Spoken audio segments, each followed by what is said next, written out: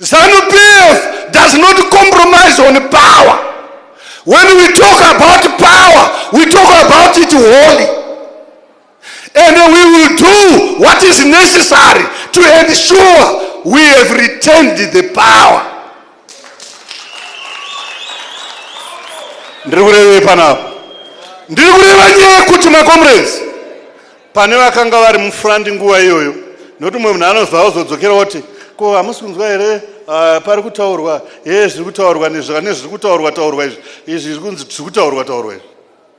Hakusi kugona, hachisi chiovhetereni kuti kana wamira paplatform unokwanisa kunongerera, kutukirira utungamiriri wemusangano.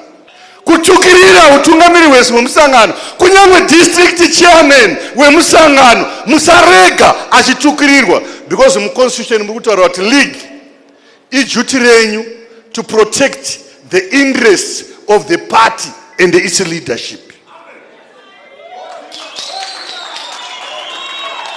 Saka zvatiri kutoita izvi se-league, we are being very constitutional.